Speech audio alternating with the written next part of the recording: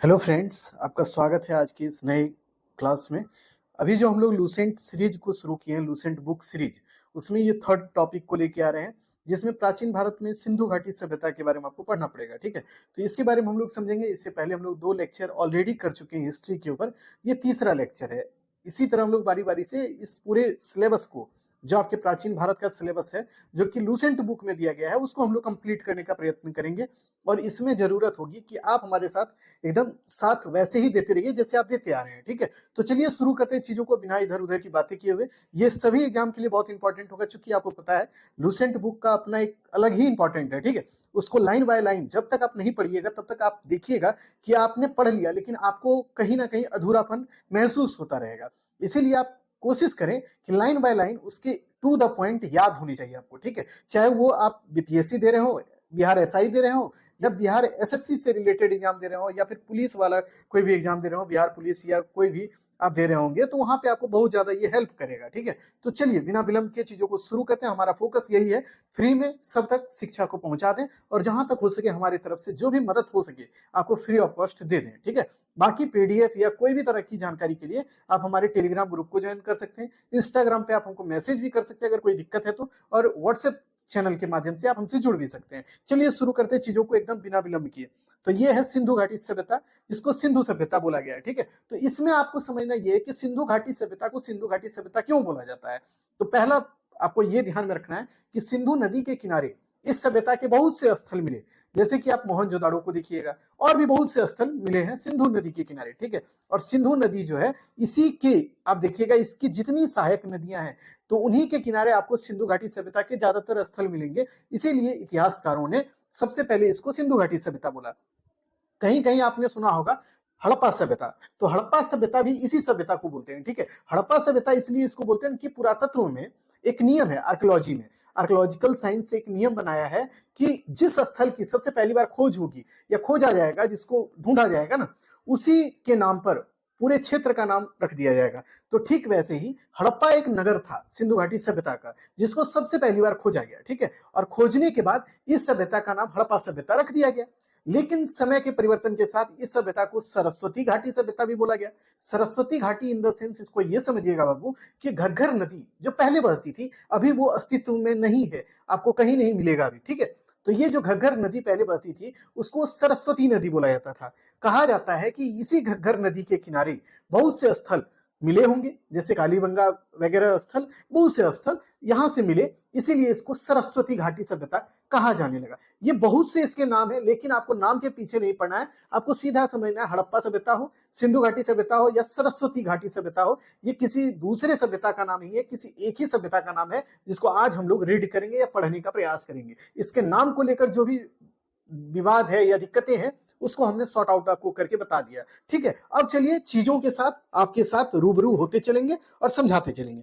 तो देखिए, पहली बात ये ध्यान में रखिएगा, रेडियो कार्बन C14, यहां लिख दीजिए C14, रेडियो कार्बन C14, जो कि इसमें क्या किया जाता है जानते हैं, कि किसी भी वस्तु में कार्बन की उपस्थिति कितनी है, या कोई भी वस्तु कितना पुराना है, इसको जांचने के लिए इसका यूज किया जाता है। इसको इतिहासकार विद्वान लोग यूज करते हैं। क्यों? कि मान लीजिए कोई एगो आपके पास कोई खिलौना है, मान लीजिए वो 500 साल पुराना आपको मिला हो, तो उसके बारे में कैसे जानिएगा कि ये 500 साल पुराना है? तो यही रेडियो कार्बन C14 के द्वारा उसके ऊपर जो कार्बन की परत होती है ना, वो कितनी पुरानी है, इसको जांच लिया जाता है, और जिसके आधार पर इतिहासकार बोलते हैं कि भाई ये इतना साल पुराना है। ठीक है, तो रेडियो कार्बन C14 जैसे नवीन विश्लेषण पद्धति के द्वारा सिंधु घाटी सभ्यता के बारे में बताया गया कि ये कितना पुराना है। यानी आपसे पूछेगा सिंधु घाटी सभ्यता का टाइम पीरियड क्या है, तो आप बोलिएगा लगभग लगभग 2400 ईसा पूर्व से 1700 ईसा पूर्व इसका टाइम पीरियड माना जाता है। तो आपसे पूछेगा अच्छा एक बात बताइए, ये जो आप टाइम पीरियड बता रहे हैं तो ये किसके आधार पर बता रहे हैं? तो बोलिएगा कि ये जो टाइम पीरियड हम 2400 से 1700 ईसा पूर्व तक मान रहे हैं, ये रेडियो कार्बन जो है C14 के द्वारा इसके बारे में जांचा गया, बताया गया, तब हम बता रहे हैं। ठीक है, इसका विस्तार जो त्रिभुजाकार है, यानी सिंधु घाटी सभ्यता का आकार कैसा आपसे पूछेगा तो ये त्रिभुज के आकार में है, ट्रायंगल शेप में है। ठीक है, इसको भी ध्यान में रखिएगा। अब एक बात और ध्यान में रखिएगा, तिथि निर्धारण की कार्बन C14 जो पद्धति है ना, की खोज अमेरिका में की गई थी। ठीक है, इसके प्रसिद्ध जो रसायन शास्त्री है VF लवी, इनके द्वारा इसको खोजा गया। कब खोजा गया? 1946 ईस्वी में। ठीक है, यानी कार्बन C14 जो ये रेडियो एक्टिविटी के बारे में बताता है या कार्बन की सक्रियता के बारे में बताता है, इस जो नई चीजें हैं, ये जो नई व्यवस्था है, इसको खोजने वाले कौन थे? ये थे लवी, ठीक है, BF लवी। और ये खोजे कब थे? तो ये खोजे थे 1946 में, ठीक है। इस पद्धति में जिस कार्बन में कार्बन 14 की मात्रा जितनी कम होगी वह उतना ही प्राचीन माना जाता है। यानी मान लीजिए आपके पास एगो, हम बताएं आपको, एगो ये घड़ा है आपके पास, मान लीजिए, सपोज कीजिए, मान लीजिए इसके ऊपर C14 से जांच किया गया। जांच के बाद पता चला कि इस कार्बन पर, ये मतलब घड़ा पर कार्बन की मात्रा कम है, कार्बन की मात्रा कम है, यानी कि कम है। तब इसके बारे में ये होगा कि ये जो कार्बन की मात्रा कम है, इसका मतलब सीधा सीधा ये हो गया, ये सबसे ज्यादा पुराना होगा, ठीक है। इसको ध्यान में रखिएगा। अब आपके दिमाग में एक सवाल होगा कि सिंधु सभ्यता की खोज कौन किया था? तो देखिए 1921 ईस्वी में राय बहादुर दयाराम साहनी के द्वारा किया गया था। तो सिंधु सभ्यता की सबसे पहली बार जो खोज हुई है ना, इससे पहले भी हुई, जैसे कि आपको कनिंघम के बारे में पता होना चाहिए कि कनिंघम के द्वारा भारत में खोज के लिए वो आए, उन्होंने ढूंढा भी, ठीक है। सिंधु क्षेत्र के बहुत से मुहर भी उनको मिले, बट उसके इंपॉर्टेंट को वो नहीं समझ पाए। फिर बाद में देखिएगा 1921 में राय बहादुर दयाराम साहनी जो है, इन्होंने जॉन मार्शल के निर्देशन में खोज का काम शुरू किया और उसके बाद इन्होंने सिंधु सभ्यता के बारे में खोज निकाला, ठीक है। तो इसको भी ध्यान में रखिएगा। अब आइए अगले टॉपिक को समझिए। सिंधु सभ्यता को आदि ऐतिहासिक या कांस्य युग में रखा जाता है। आपको पहले ही वीडियो में बताए थे कि ऐतिहासिक काल वैसे काल को कहेंगे जिसमें लिखित और पुरातात्विक दोनों साक्ष्यों, उसको ऐतिहासिक काल कहते हैं। ऐसे काल जिसमें केवल और केवल पुरातात्विक साक्ष्य, लिखित साक्ष्य नहीं हो, उसे प्राक ऐतिहासिक काल कहते हैं, प्री हिस्ट्री बोलते हैं। उसके बाद ऐसे काल जिसमें लिखित साक्ष्य हो बट उसको पढ़ा नहीं गया हो, उसको आदि ऐतिहासिक काल कहते हैं। तो ये सिंधु घाटी सभ्यता में बहुत से लिखी हुई चीजें मिली है, जैसे मुहर मिले हैं, यहाँ से सूचना पत्र मिला हुआ है, यानी कि अभिलेख के रूप में कुछ मिला है, लेकिन उसको आज तक नहीं पढ़ा गया है, इसीलिए इसको रखा जाता है किस काल में? तो आदि ऐतिहासिक काल में। दूसरा बात, इसको कांस्य युग में क्यों रखा जाता है? तो इसको भी समझिए कि यही वो सभ्यता है जिसमें सबसे पहली बार कांसे का जो है ना बनाना, यानी कांसे के बर्तन या कांसे का निर्माण मनुष्य के द्वारा सबसे पहली बार यहीं पे किया गया, इसीलिए इसको कांस्य युग में रखा जाता है। इस सभ्यता के निवासी जो है द्रविड़ और भूमध्य सागरी थे, इनको भी ध्यान में रखिएगा। इस सभ्यता के निवासी जो है द्रविड़ जाति के भी थे और भूमध्य सागरी जाति के भी थे, इसको भी ध्यान में रखिएगा। सर जॉन मार्शल भारतीय पुरातत्व सर्वेक्षण विभाग के उस समय तत्कालीन महानिर्देशक थे, यानी सर जॉन मार्शल जो है भारतीय पुरातत्व के हेड थे उस समय, ठीक है। 1924 ईस्वी में इन्होंने सिंधु घाटी सभ्यता का नाम एक उन्नत नगरीय सभ्यता पाए जाने की विधिवत घोषणा की। यानी यही वो व्यक्ति है सर जॉन मार्शल, जिन्होंने सबसे पहली बार बताया 1924 ईस्वी में कि ये जो सभ्यता है, सिंधु घाटी सभ्यता है, ये एक उन्नत और विकसित सभ्यता थी, ठीक है। तो मार्शल के बारे में थोड़ा ध्यान रखिएगा। आपसे पूछ देगा भारतीय पुरातत्व का जनक किसे बोला जाता है? तो सर अलेक्जेंडर कनिंघम को बोला जाता है, ठीक है। और सर जॉन मार्शल भी पुरातत्व विभाग के हेड बनेंगे बाद में, और उन्होंने 1924 में एक आर्टिकल लिखा, उसी में इन्होंने बताया कि ये जो सिंधु घाटी सभ्यता है ये बहुत ही प्राचीन सभ्यता है, और इसके बारे में बहुत तरह की बातें उन्होंने उस आर्टिकल में करा। उसके बाद विदेश के लोग, यानी देश विदेश के लोगों को पता चला कि भारत में भी कोई सभ्यता थी जो कि सबसे पुरानी थी। जैसे मेसोपोटामिया, मिस्र की सभ्यता अन्य देशों में उभरी, वैसे ही भारत में भी एक सभ्यता उभरी जिसको बाद में नाम बताया गया, क्या? सिंधु घाटी सभ्यता, ठीक है। तो इसको भी ध्यान में रखिएगा, इस टॉपिक को भी। अगला टॉपिक समझिए, सिंधु सभ्यता में सर्वाधिक जो इसके क्षेत्र है ना, अब आपसे पूछेगा सिंधु घाटी सभ्यता का विस्तार। अगर आपसे पूछे कि सिंधु घाटी सभ्यता के उत्तर में, सबसे उत्तर में कौन सा क्षेत्र अवस्थित है या कौन जगह है जो कि सिंधु घाटी सभ्यता का उत्तर में है, तो आपको ध्यान में रखना होगा दक्षिण में कौन है, पूरब में कौन है? पूरब में बताइए, दक्षिण में कौन है, और यहाँ पश्चिम में कौन है, ये बताइए। ये चारों आपको बताना होगा। उत्तर में आपको ध्यान में रखना है कौन है, तो यहाँ देखिए उत्तर में आप देखिएगा कौन है, बताइए। उत्तरी चिनाब नदी के किनारे कौन है? जम्मू कश्मीर में है, ये मांडा है, ठीक है। तो इसको ध्यान में रखिएगा कि उत्तर में मांडा है। तो आपको फिर से हम दिखा दें और बता दें कि उत्तर में आप ध्यान में रखिए मांडा है। दूसरा जो है दक्षिण में दायमाबाद, दायमाबाद जो है ये महाराष्ट्र में पड़ता है, तो इसको ध्यान में रखिए। उत्तर में मांडा जो है ये जम्मू कश्मीर में है, दायमाबाद दक्षिण में है। आलमगीरपुर जो है उत्तर प्रदेश में, आलमगीरपुर। उसके बाद पश्चिम में आपको ध्यान रखना सुक्ता गेंडोर, सुक्ता गेंडोर, सुक्ता गेंडोर जो है पश्चिम में है, और ये कहाँ पे? पश्चिमी बलूचिस्तान में है, यानी बलूचिस्तान का एरिया में ये अवस्थित है, ठीक है। तो यही चीजें यहाँ पे लिखी हुई है, बता दें आपको। तो देखिए पश्चिम पूरा स्थल जो है दास्क नदी के किनारे, ये कहाँ पे है? सुक्का गेंडोर है, बलूचिस्तान में है।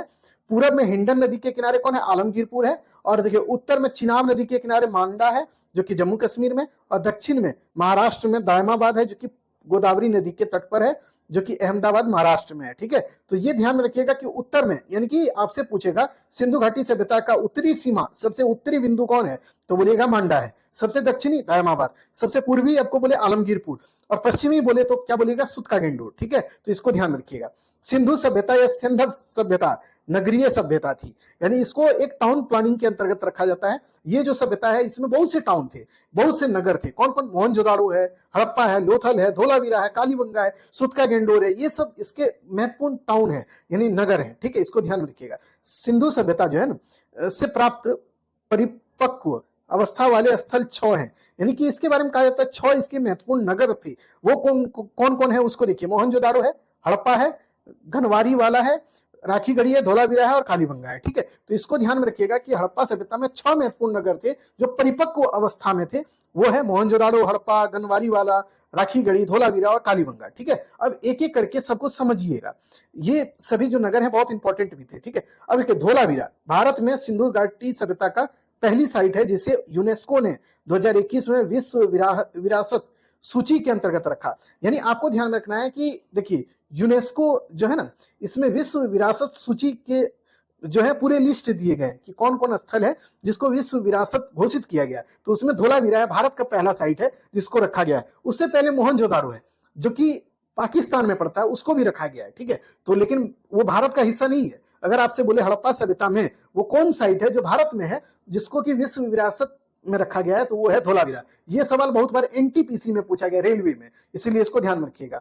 स्वतंत्रता प्राप्ति के बाद हड़प्पा संस्कृति के सर्वाधिक स्थल गुजरात से मिले हैं। यानी आपको ध्यान में रखना है कि जब भारत आजाद हुआ ना, उसके बाद सबसे ज्यादा स्थल जो भारत में खोजे गए हड़प्पा सभ्यता के या सिंधु घाटी सभ्यता के, वो गुजरात में है। ठीक है, गुजरात हमारा जानते हैं, राजस्थान के ऊपर गुजरात है, वहीं पे। ठीक है, इसको ध्यान में रखिएगा।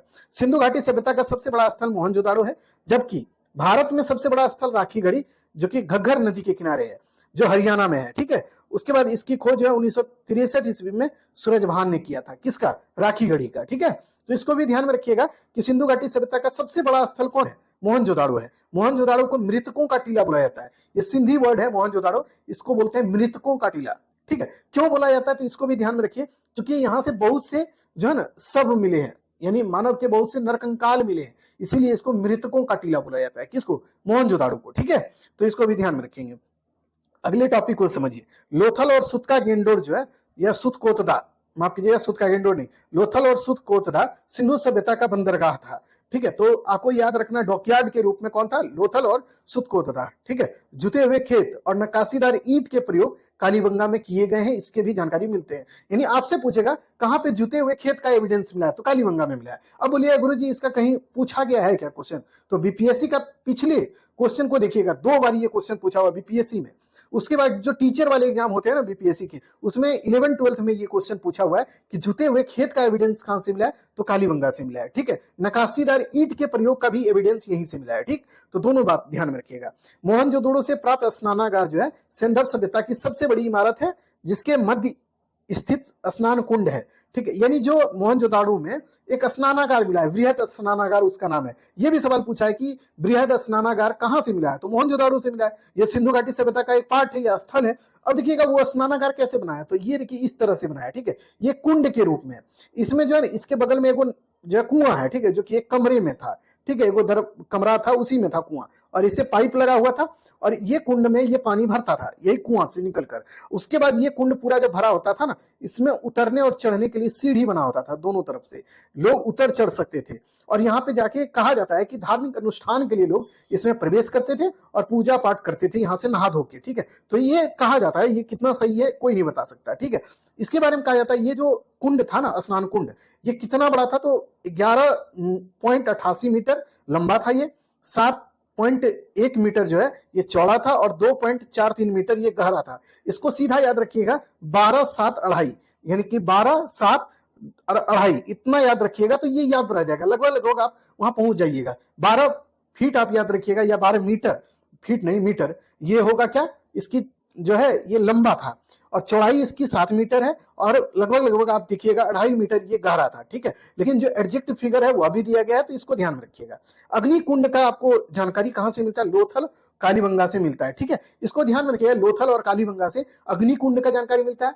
उसके बाद आपको बोलेगा मेडिकल साइंस यानी शल्य चिकित्सा, इसकी भी जानकारी लोथल और कालीबंगा से मिलती है। ठीक है, संघोल भी है जहां से अग्निकुंड का जानकारी मिलता है, बट ध्यान में रखना है लोथल और कालीबंगा ये दोनों जगह से अग्निकुंड का जानकारी मिलता है। लोथल गुजरात में और कालीबंगा कहाँ है, राजस्थान में है। ठीक है, इसको भी ध्यान में रखते हुए चलेंगे आप। अगला टॉपिक समझते चलिए। अब देखिए कुछ चीजें यहाँ पे हम लोग जो डिस्कस करेंगे वो क्या है उसको देखिए। इसमें कुछ हम लोग प्रमुख स्थल देखेंगे, वो किस नदी के किनारे स्थित है, वो कहाँ पे स्थित है, जैसे भारत है, पाकिस्तान है, या फिर कहाँ पे है वो आपको देखना होगा, और इसके उत्खनन कौन करवाए थे इसको देखिएगा। तो पहले देखिए हड़प्पा। हड़प्पा जो स्थल है ये कौन नदी के किनारे आपसे पूछेगा, तो रावी नदी के किनारे है। हड़प्पा रावी नदी के किनारे है, और रावी नदी के किनारे है तो आपको दूसरा बात ध्यान में रखना है, ये जो रावी नदी है ये पाकिस्तान पंजाब प्रांत में है। ठीक है, साहिवाल जिला, यानी कि हड़प्पा जो खोजा गया है ना ये रावी नदी के किनारे है, और रावी नदी के किनारे है तो इसको ध्यान में ऐसे रखिए कि ये पाकिस्तान में रावी नदी है, वहीं पे ये हड़प्पा स्थल है। ठीक है, अब आपको दिमाग में ये भी रखना है कि पाकिस्तान के कहां पे, तो साहिवाल जिले में ये हड़प्पा जो स्थल है अवस्थित है। अब आपको दिमाग में और रखना है क्या कि इसको खोजा कौन, तो दयाराम साहनी के द्वारा 1921 ईस्वी में इसको खोजा गया। बाद में देखिए माधव स्वरूप वत्स और व्हीलर महोदय, मार्टिमन व्हीलर, ये सब लोग इससे जुड़ गए, किससे, हड़प्पा से। ठीक है, तो पहली बात ये ध्यान रखिए हड़प्पा कहाँ स्थित है, तो ये पाकिस्तान के पंजाब जो जगह है उसी में साहिवाल जिला है वहां पे स्थित है। उसके बाद आपको ध्यान में रखना है ये रावी नदी के किनारे अवस्थित है। ठीक है, अब चलिए दूसरा देखते हैं, मोहनजोदाड़ो। मोहनजोदाड़ो कहाँ है, तो यह भी पाकिस्तान में है। ठीक है, सिंध प्रांत में। ठीक है, और लड़काना जिला में। तो ये ध्यान में रखिए कि मोहनजोदाड़ो सिंध प्रांत पाकिस्तान में अवस्थित है, और किस नदी के किनारे आपको पूछेगा, तो सिंधु नदी के किनारे। ठीक है, तो ये ध्यान में रखिए सिंधु नदी के किनारे ये है मोहनजोदाड़ो। ठीक है, अब देखिए इसको खोजा कौन था, तो राखलदास बनर्जी इसको खोजे थे, इसको आरडी बनर्जी भी बोलते हैं, आरडी बनर्जी भी आपको ध्यान में रखना है, इन्हीं का नाम था, किनका, राखलदास बनर्जी का। ठीक है, इनका शॉर्ट नेम है आरडी बनर्जी। इन्होंने ही मोहनजोदाड़ो को खोजा, और मोहनजोदाड़ो है कहां, तो सिंधु नदी के तट पर पाकिस्तान में। ठीक है, उसके बाद देखिए 1922 में आरडी बनर्जी इसको खोजे, फिर मैके के द्वारा 1927 में, और व्हीलर जो है इसको फिर से खोदने का काम, यानी इसमें उत्खनन कराने का काम 1930 में किया था। ठीक है, तो इसको ध्यान में रखिएगा। अब आइए चंदहुदाड़ो। चंदहुदाड़ो कहाँ है, ये सिंधु नदी के तट पर है। ठीक है, और सिंध प्रांत पाकिस्तान में है। ठीक, इसको ध्यान में रखिए, इसको खोजा कौन, मैके महोदय खोजे थे, और बाद में एनजी मजूमदार भी इससे जुड़ गए। ठीक है, और कब खोजे थे, 1925 में। अब एक बात और ध्यान में रखिए, चंदहुदाड़ो के बारे में ध्यान में रखिएगा कि यहाँ से क्या क्या मिला है, तो यहाँ से लिपस्टिक है, पाउडर है, ये सब काजल है, ये सब का एविडेंस यहाँ से मिला है। यानी कि महिलाएं जो अपने आप को सजने संवरने में जो भी चीज का, कॉस्मेटिक चीज का यूज करती है ना, वो सब चीज यहीं से मिला है, चंदहुदाड़ो से। अब आपको देखिए, हमने जिस बच्चे को पहले पढ़ाया है ना, उनको ये बताए थे कि देखिए चंदहुदाड़ो में ये सब मिला है, जैसे लिपस्टिक, पाउडर, ये सब ना, तो आपको ध्यान में कैसे रहेगा ये चीज, जानते हैं आप, ध्यान कीजिए, थोड़ा सोचिए, जब महिला लोग लिपस्टिक पाउडर लगाती है, मुंह कैसे बनाती है, चूहा की तरह बनाती है। तो उसी तरह ध्यान में रखिए, चंदहुदाड़ो जो है यहाँ से महिलाओं से रिलेटेड चीजें, जैसे फीता बांधने वाला जो माथा में होता है, महिला लोग बांधती है, वो मिला है, काजल है, लिपस्टिक है, सिंदूर है, ये सब चीज यहाँ से मिला है। ठीक है, पाउडर है, ये सब मिला है। उसके बाद देखिए कालीबंगा। कालीबंगा घग्गर नदी के किनारे है, कहाँ है, घग्गर नदी के किनारे, और ये अवस्थित कहाँ है, राजस्थान में। ठीक है, इसको खोजा कौन था, अमलानंद घोष, बीबीलाल और बीके थापर बाद में खोजने वाले थे। इसको खोजने वाले अमलानंद घोष जो है 1951 ईस्वी में इसको खोजे थे, कालीबंगा को। अभी तुरंत आपको बताए थे कालीबंगा से जुते हुए खेत का एविडेंस मिला है। यहीं से आपको बताए थे कि शल्य चिकित्सा, यानी कि कोई भी जो है, शल्य चिकित्सा का मतलब ये हुआ, एक तरह से देखिए बच्चे का एक खोपड़ी मिला है जिसमें 6 गो ड्रिल किया हुआ, छेद किया हुआ है। उससे ये पता चलता है कि यहाँ पे ऑपरेशन होता था, या बच्चे की, या फिर कोई भी बड़े हैं उनको कोई भी तरह का दिक्कत होता था तो वो ठीक करने का काम यहाँ पे किया जाता था। ठीक है, कालीबंगा में, तो इसको ध्यान में रखिएगा। उसके बाद है कोट दीजी, ये भी सिंधु नदी के तट पे है, और ये है सिंध प्रांत खेरतपुर में है। ठीक है, खेरपुर में है, और ये इसको खोजे कौन थे, फजल अहमद खान के द्वारा 1953 ईस्वी में खोजा गया। FA खान इसको बोलते हैं, FA खान या फजल अहमद, ये 1953 में इसको खोजे थे, किसको, कोट दीजी को। ठीक है, तो इसको भी ध्यान में रखिएगा। उसके बाद है रंगपुर। रंगपुर जो है मादर नदी के किनारे है, और इसको खोजने वाले कौन थे, रंगनाथ राव। ठीक है, तो ये ध्यान में रखिएगा, रंगनाथ राव जो है इन्होंने रंगपुर को खोजा, मादर नदी के किनारे है, जो कि गुजरात के काठियावाड़ जिले में अवस्थित है। ठीक है, तो इसको भी ध्यान में रखिएगा। अब देखिए रोपड़ सतलज नदी के किनारे है। ठीक है, पंजाब का रोपड़ जिला में ये स्थित है, और ये खोजे गया, कौन खोजे थे इसको, तो यज्ञदत्त शर्मा, ये 1953 से 56 में इसको खोजे थे, किसको, रोपड़ को। ठीक है, तो इसको भी ध्यान में रखिएगा। अगला कौन है, तो अगला है लोथल। लोथल है भोगवा नदी के किनारे, जो कि गुजरात में है, ठीक है, इसको ध्यान में रखिएगा। और इसको खोजने वाले कौन है? रंगनाथ राव, जो कि 1954 में खोजे थे, ठीक है। अगला है आलमगीरपुर, ये हिंडन नदी के किनारे है, जो कि उत्तर प्रदेश में अवस्थित है, और इसको भी खोजने वाले कोई और नहीं, यज्ञदत्त शर्मा थे, जो कि 1958 ईस्वी में खोजे थे, ठीक है। अगला है सुतका गेंडोर। सुतका गेंडोर के बारे में अभी बताया आपको कि सिंधु घाटी सभ्यता का पश्चिमी जो छोर है वो सुतका गेंडोर है, जो कि दास्क नदी के किनारे स्थित है, ठीक है, दास्क। तो इसको ध्यान में रखिएगा। और इसको खोजे कौन थे? ऑरेल स्टाइन और डेल्स महोदय खोजे थे, ठीक है, तो इसको भी ध्यान में रखिएगा। उसके बाद देखिए बनमाली, ये रंगोई नदी के किनारे है बनमाली, जो कि हरियाणा जो स्टेट है वहां पे है, ठीक है। उसके बाद देखिए इसको खोजे कौन थे? रविंद्र सिंह बिष्ट, जिसको RS बिष्ट बोलते हैं, ठीक है, इन्होंने खोजा था किनको? बनवाली को, ठीक है। अगला है धोलावीरा। धोलावीरा को कौन खोजा था? तो ये भी ध्यान में रखिएगा, RS बिष्ट या रविंद्र सिंह बिष्ट ही खोजे थे, और JP जोशी भी खोजे थे, ठीक है। और ये जो धोलावीरा है ये लूनी नदी के किनारे है, ठीक है, और ये कहाँ है? गुजरात में है, ठीक, तो इसको भी ध्यान में रखिएगा। उसके बाद है सोतकाको, ये सादिकोर नदी के किनारे है, दक्षिण बलूचिस्तान में, और इसको खोजने वाले कोई और नहीं, जॉर्ज डेल्स महोदय हैं, जिन्होंने 1962 ईस्वी में इसको खोजने का काम किया था, ठीक है। तो ये टोटल आपको बता दिया कि कौन नदी के किनारे कौन सा स्थल था। पहले देखिए 1 मिनट में आपको बता दें, हड़प्पा जो है इसको ध्यान में रखिए, रावी नदी के किनारे, इसको खोजा कौन? बाबू दयाराम साहनी। और ये जो हड़प्पा स्थल है ये कौन से, कहाँ पे है, कौन से जिला में है, आपसे पूछेगा, तो ये साहिवाल जिला पंजाब का पाकिस्तान में है, ठीक है, तो इसको ध्यान में रखिएगा। मोहनजोदाड़ो के बारे में ध्यान में रखिए, ये सिंधु नदी के तट पर है, सिंध प्रांत पाकिस्तान में ये स्थित है। इसको खोजा कौन था? राखलदास बनर्जी है, और हड़प्पा को दयाराम साहनी, ठीक है। उसके बाद देखिए चंदहुदुड़ु, ये भी सिंधु नदी के तट पे है, और इसको खोजा कौन था? तो इसको मेके खोजे थे, ठीक है। उसी तरह कालीबंगा घग्गर नदी, जो कि भारत में है, यहाँ पे स्थित है, और इसको खोजने वाले कौन है? अमलानंद घोष हैं, बेबीलाल और बीके थापर हैं। तो इसी तरह सबको याद रखिएगा कौन नदी के किनारे कौन है और इसको खोजा कौन है, ठीक है। अगले टॉपिक की ओर चलिए अब। तो देखिए अगला टॉपिक है मोहनजोदाड़ो से प्राप्त एक शिल्प प्राप्त हुआ है, यानी एक मुहर मिला है मोहनजोदाड़ो से, जिसमें जो है ना 3 मुख वाले देवता, जिसको पशुपतिनाथ कहा गया है, उसी की मूर्ति बोला जाता है, ये मुहर है, ठीक है। इसके चारों तरफ क्या क्या है, अब इसको सुन लीजिए। चारों तरफ इसके हैं हाथी है, उसके बाद गधा है, चिता है, उसके बाद देखिएगा कौन है? तो भैंस है, उसके बाद देखिए ये सभी चीजें, हाथी है, चिता है, गधा है, भैंस है, ये सब इस पे विराजमान है, यानी अवस्थित है। तो इसको ध्यान में रखिएगा कि ये मोहनजोदाड़ो से वो मिला है पशुपतिनाथ का मुहर, जिसमें कौन कौन चीजें है? हाथी, गधा, चिता, भैंस, ये सब चीजें हैं, ठीक है। तो इसको ध्यान में रखिएगा। मोहनजोदाड़ो से नर्तकी की मूर्ति मिली है, जो कि कांसे की है। ये भी सवाल पूछा है कि मोहनजोदाड़ो से ये जो डांसिंग गर्ल या नर्तकी की मूर्ति मिली है वो किस धातु का है? तो वो है कांसे का। या आपसे पूछेगा कि कहां से डांसिंग गर्ल का एविडेंस मिला है, या यूं बोले कि नर्तकी का मूर्ति कहां से मिला है, तो वो मोहनजोदाड़ो से मिला है, ठीक है। ये सवाल बहुत बार पूछा हुआ है, एक बार नहीं 10 बार कम से कम ये सवाल पूछा हुआ है। उसके बाद क्या, हड़प्पा की मुहरों पर सबसे अधिक एक सिंग वाले देवता का अंकन है या पशु का अंकन है, ठीक है। एक सिंग वाला एक पशु है, काल्पनिक पशु है, जिसका अंकन सबसे ज्यादा हड़प्पा के मुहर पर आपको दिखेगा, ठीक है। यहां से प्राप्त एक आयताकार मुहर पर स्त्री के गर्भ से निकलते हुए पौधे को दिखाया गया है। हड़प्पा से जो एक मुहर मिला है, ठीक है, उसमें यह दिखाया गया कि एक महिला है जिसके गर्भ से, पेट से पौधा निकलते हुए दिखाया, पेड़ निकल रहा है, ठीक है, ऐसा दिखाया गया। हड़प्पा से मिला है ये मतलब मुहर, ठीक है। तो इसको भी ध्यान में रखिएगा, हड़प्पा से एक एविडेंस मिला है कि जिसमें कि एक महिला के पेट से जो है क्या निकल रहा है? पौधा निकल रहा है, ठीक है। तो इसको ध्यान में रखेंगे आप। अगला टॉपिक समझिए, अगला क्या है?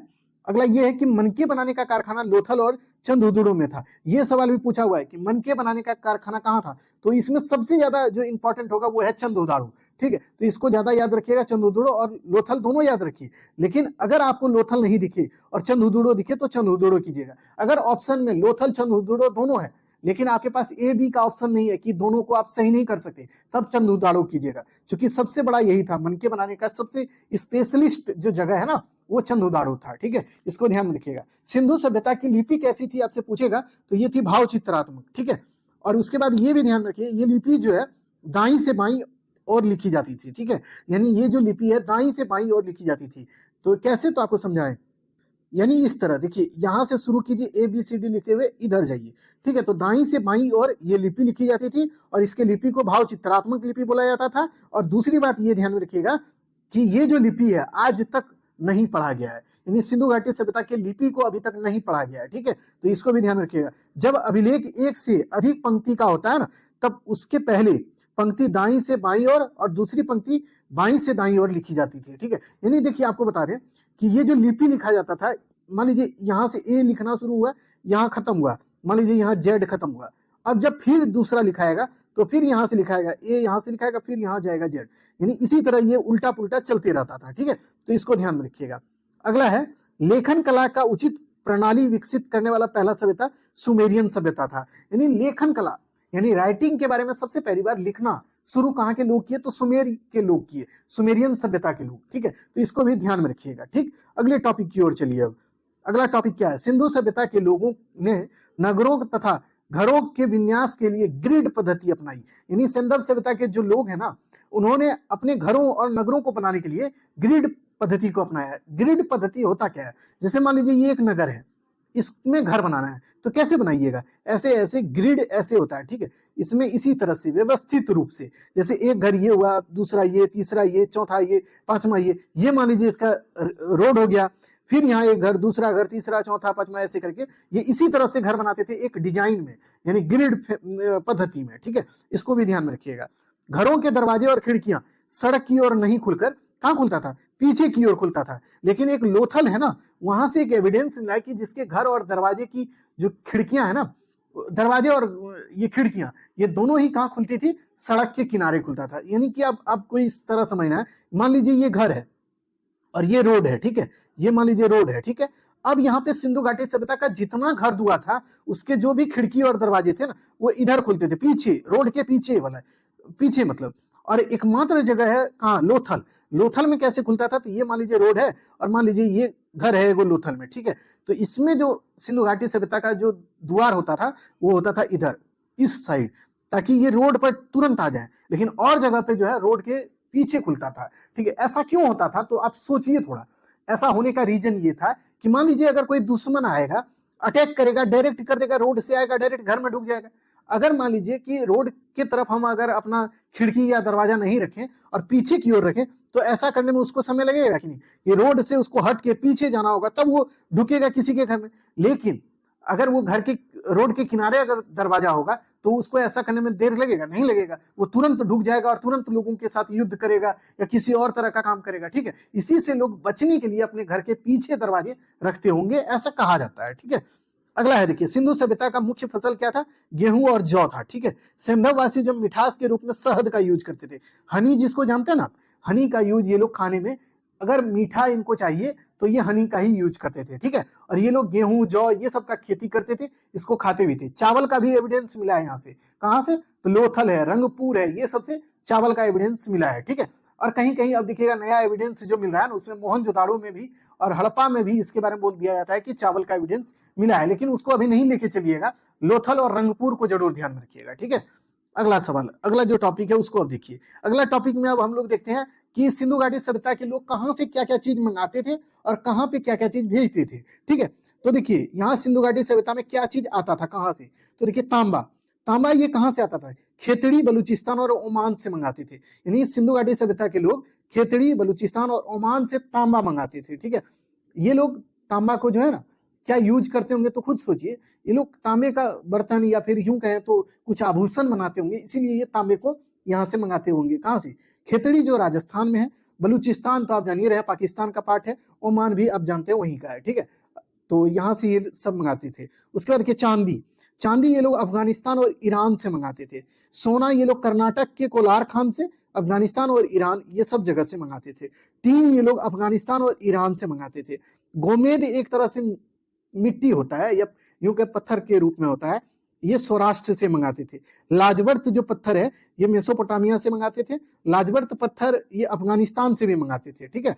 उसके बाद के सीसा ये ईरान से मंगाते थे, ठीक है। तो ये सब चीजें ये कहाँ से मंगाते थे, नहीं मंगाते थे, इसको जरूर याद रखिएगा। ये भी सवाल पूछता है कि तांबा सिंधुवासी कहाँ से मंगाते थे, तो वो मंगाते थे कहाँ से, खेतड़ी राजस्थान में जो है, या तो वहां से या बलूचिस्तान से। आपसे पूछेगा सोना ये लोग कहाँ से मंगाते थे, तो सोना ये कोलार खान जो कर्नाटक में है वहां से मंगाते थे या अफगानिस्तान से मंगाते थे।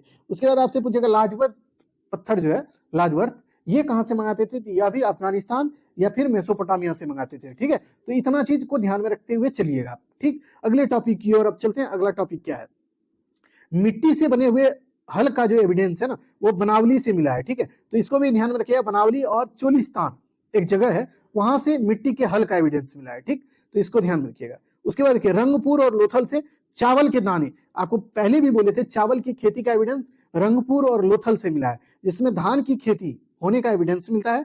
चावल के प्रथम साक्ष्य लोथल से ही मिले हैं। आपको ध्यान में रखना है सिंधु घाटी सभ्यता के लोग चावल भी खाते होंगे, क्योंकि इसका एविडेंस मिला है कहां से, रंगपुर और लोथल से, ठीक, तो इसको ध्यान में रखिएगा।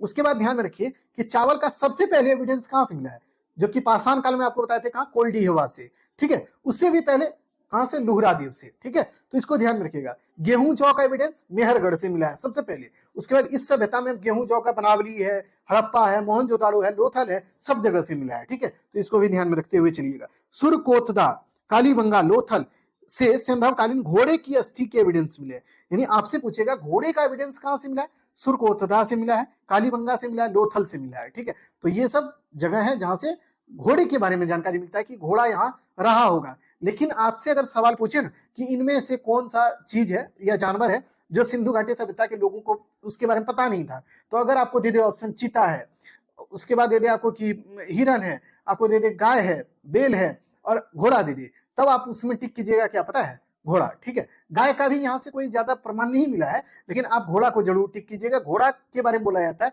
ये हर जगह अवेलेबल नहीं था, यहाँ से उसके बारे में बहुत ज्यादा एविडेंस नहीं मिला है, ठीक है, तो इसको ध्यान रखिएगा।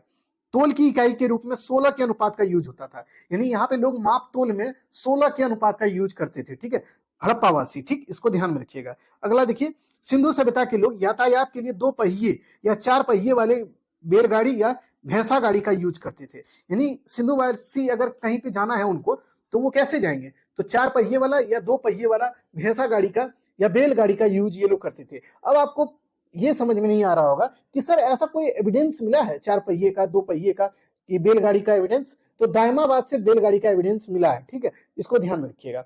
मेसोपोटामिया के अभिलेखों में वर्णित मेलुहा जो शब्द है ना, इसका अभिप्राय सिंधु सभ्यता से लगाया जाता है। तो मेलुहा वर्ड का यूज कहाँ किया गया है, मेसोपोटामिया के जो है ना उसके अभिलेख में, ठीक है, तो इसीलिए कहा जाता है मेलुहा का मतलब है जो सिंधु घाटी सभ्यता के लोग हैं उनके लिए ये लोग मेलुहा शब्द का यूज करते होंगे, ठीक है। ये भी सवाल पूछा है मेलुहा वर्ड किससे संबंधित है, तो सिंधु घाटी सभ्यता से, ठीक है। संभवतः हड़प्पा संस्कृति का शासन वर्णिक वर्ग के हाथों में था, यानी वणिक वर्ग के हाथों में था, यानी कहने का मतलब है सिंधु घाटी सभ्यता के लोगों का शासन व्यवस्था कैसा था नहीं था, इसके बारे में कोई एविडेंस नहीं मिलता, लेकिन ऐसा कहा जाता है वणिक वर्ग के हाथ में होगा, ठीक है। उसके बाद पिगट महोदय एक इतिहासकार है, ठीक है, पिगट, इन्होंने बताया हड़प्पा और मोहनजोदाड़ो जो है ना, ये 2 जगह है, 2 नगर है जो कि सिंधु घाटी सभ्यता का जुड़वा राजधानी था। ये पिगट महोदय बोलते हैं कि सिंधु घाटी सभ्यता का जुड़वा राजधानी क्या था, मोहनजोदड़ो और हड़प्पा, ठीक है। लेकिन एक बात और ध्यान में रखिए, हड़प्पा नगर जो था, हड़प्पा और मोहनजोदाड़ो जो है ये एक दूसरे से बहुत दूर था, ठीक है, मोहनजोदड़ो और हड़प्पा जो है एक दूसरे से बहुत दूर है, ठीक है, और इसके बारे में कहते हैं ये दोनों ही सिंधु घाटी सभ्यता का एक जुड़वा नगर था या जुड़वा राजधानी था, ये पिगट महोदय कहते हैं, ठीक है। उसके बाद देखिए, सिंधु घाटी सभ्यता के लोग धरती की उर्वरता के रूप में देवी की पूजा करते थे, यानी कि धरती का भी ये लोग पूजा करते थे, वृक्ष का भी ये लोग पूजा करते थे, जैसे अब देखिए पीपल के वृक्ष का, उसके बाद देखिएगा वट वृक्ष का, तुलसी वृक्ष का, ये सब का ये लोग पूजा करते थे। ये लोग देखिए वृक्ष पूजा, शिव पूजा, ये सब कुछ करते थे यहाँ पे, ठीक है। ये लोग मतलब देखिए धरती की पूजा, आग की पूजा, शिव की पूजा, जल का पूजा, उसके बाद देखिए ये जो पेड़ पौधा है, वृक्ष का पूजा ये लोग करते थे। नाग पूजा का भी एविडेंस यहाँ से मिला है कि ये लोग नाग देवता की भी पूजा करते थे, ठीक है, इसको भी ध्यान रखिएगा। अब देखिए जो हम लोग स्वास्तिक चिन्ह देखते हैं ना, ये वाला जो स्वास्तिक चिन्ह आप देखे होंगे ऐसे जो रहता है स्वास्तिक चिन्ह, इसका भी एविडेंस मिला है कहां से, सिंधु घाटी सभ्यता से, ठीक है, और वो भी कहां, हड़प्पा से। हड़प्पा से स्वास्तिक चिन्ह का एविडेंस मिला है, इसको ध्यान में रखिएगा, हड़प्पा नगर से, ठीक है। तो देखिए स्वास्तिक चिन्ह संभवतः हड़प्पा सभ्यता की देन है। इस चिन्ह में सूर्योपासना का अनुमान लगाया जाता है। सिंधु घाटी सभ्यता के नगरों में किसी भी मंदिर का अवशेष नहीं मिला है। आपसे पूछेगा कि अच्छा बताइए सिंधु घाटी सभ्यता में कहीं से भी मंदिर के बारे में जानकारी मिलता है, तो बोलिएगा नहीं मिलता है, ठीक है। उसके बाद स्वास्तिक चिन्ह का एविडेंस मिला है, तो बिल्कुल मिला है। इससे क्या पता चलता है, इससे पता चलता है कि ये लोग सूर्य भगवान की भी पूजा करते होंगे, ठीक है, तो इसको भी ध्यान में रखिएगा। अगला है सिंधु सभ्यता में मातृदेवी की पूजा सबसे ज्यादा होती थी। मातृ मतलब मदर गॉडेज, यानी कि सीधा समझिए ना, महिलाओं की पूजा ये लोग ज्यादा करती थे, ठीक है, तो ये ध्यान रखिएगा। पशुओं में यानी कि जानवरों में ये लोग कुगड़ वाले सांड, उसके बाद देखिए उसके बाद आप देखिएगा तो इसका पूजा ये लोग बहुत ज्यादा करते थे। उसके बाद आप ध्यान में यह भी रखिएगा कि पशुओं में कुबड़ वाले सांड और नाग देवता, नाग जो है ना सांप, इसकी भी पूजा ये लोग करते थे बहुत श्रद्धा से, ठीक है। उसके बाद देखिए स्त्री मृण मूर्तियां, मिट्टी की मूर्तियां जो होती है, अधिक मिलने से यह अनुमान लगाया जाता है ये सभ्यता जो है ये मातृहस्तात्मक सभ्यता था। आपसे पूछेगा सिंधु घाटी सभ्यता कैसी सभ्यता थी, तो बोलिएगा मातृहस्तात्मक सभ्यता थी, क्योंकि यहाँ पे सबसे ज्यादा महिलाओं की मूर्तियों का पूजा होता था या महिलाओं की मूर्तियां मिली है, इसीलिए यह अनुमान लगाया जाता है कि ये महिलाओं से मतलब महिला प्रधान ये सभ्यता थी और यहाँ पे महिलाओं का बोलबाला ज्यादा था और ये एक मातृहस्तात्मक सभ्यता थी, ठीक है।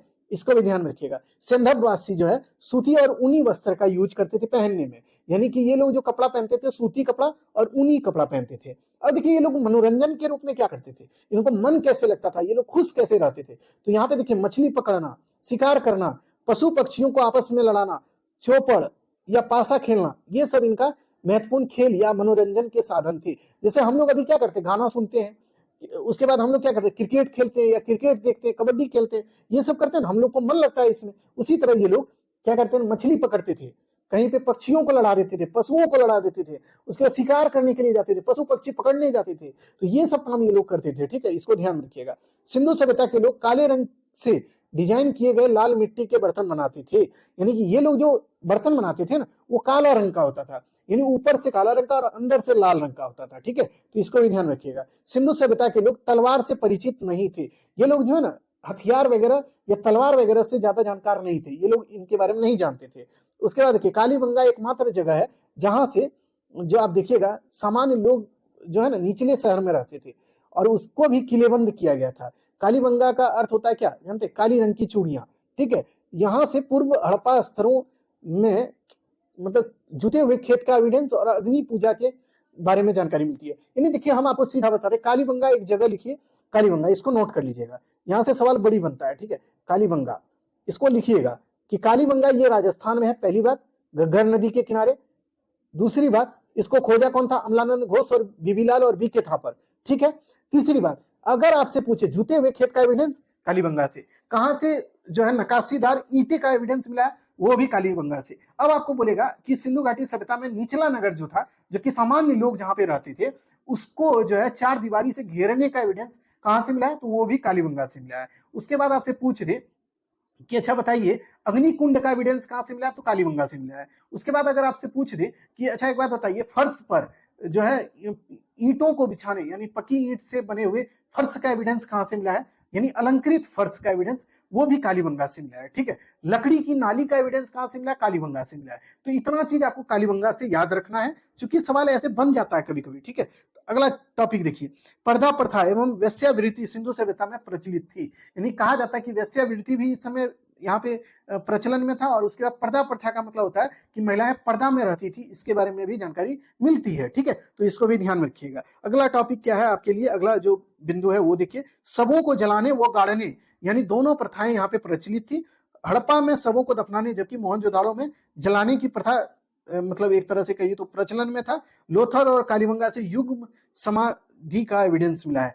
अब आपको समझाते हैं, सब का मतलब होता है जो लोग मर जाते हैं ना, उसके जो डेड बॉडी है उनको यहाँ पे कैसे रखा जाता था, तो इसके बारे में कहा जाता है कि सिंधु वासी जो है वो डेड बॉडी को गाड़ देते थे जमीन के अंदर, या नहीं तो उसको जो है ना देखिए जला देते थे, ठीक है। तो ये ध्यान रखिए, या तो वो जमीन के अंदर गाड़ देते थे या उसके जो शरीर है उसको जला देते थे, ठीक है। लोथल है, उसके बाद देखिएगा कालीबंगा है, यहाँ से एक साथ दो व्यक्ति को जलाने का एविडेंस या एक समाधि में दो व्यक्ति को गाड़ने का एविडेंस मिला है, इसी को बोलते हैं युग्म समाधिकरण, ठीक है। तो ये लोथल और कालीबंगा से मिला है, ठीक। तो ये सब ध्यान में रखिएगा।